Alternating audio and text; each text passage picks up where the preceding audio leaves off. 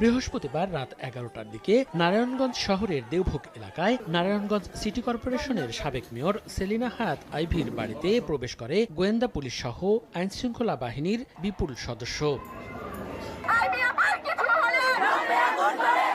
এ সময় স্থানীয় মসজিদগুলোর মাইকে ঘোষণা দিয়ে আইভীর কর্মী সমর্থকদের বাড়ির সামনে জড়ো করা হয়। এরপর থেকে আইভীর বাড়ির সামনে ও সড়কে অবস্থান নিয়ে বিক্ষোভ করেন তারা। পাশাপাশি বাঁশ দিয়ে ব্যারিকেড দেওয়া হয় রাস্তায়।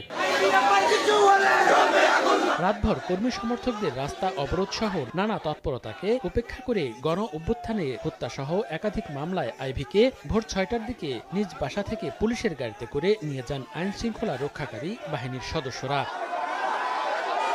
এদিকে সাবেক মেয়র আইভীকে গ্রেপ্তার করে নিয়ে যাওয়ার সময় শহরের বিবি রোডের কালীরবাজার এলাকায় তাকে বহনকারী পুলিশের গাড়ি লক্ষ্য করে ইটপাটকেল নিক্ষেপ করে দুর্বৃত্তরা। এ সময় দুর্বৃত্তদের হামলায় পুলিশ সদস্য আহত হন। গতকাল রাতে সাবেক সিটি কর্পোরেশন মেয়র আইবির রহমান তার বাসায় আমরা অভিযান চালাই এবং ভোরবেলা তাকে গ্রেপ্তার করতে সক্ষম হই।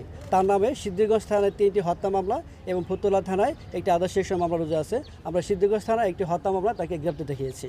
তাকে আমরা ডিবি কার্য রেখেছি। আজকে আমরা কোর্টে উপস্থাপন করব। শুক্রবার সকালে সিদ্ধিরগঞ্জের মিনারুল হত্যা মামলায় আইভীকে আদালতে হাজির করে পুলিশ। শুনানি শেষে তাকে জেলা কারাগারে পাঠানোর নির্দেশ দেন বিচারক। আইয়ুর আবেদনের প্রেক্ষিতে আদালতে তোলা হয় এবং বিজ্ঞ আদালত জনাব মাইনুদ্দিন কাদের স্যার, বিজ্ঞ সিনিয়র জুডিশিয়াল ম্যাজিস্ট্রেট, তাকে জেল হাজতে প্রেরণের নির্দেশ দেন। মামলার পরবর্তী শুনানির দিন ধার্য করা হয়েছে আগামী 26 মে।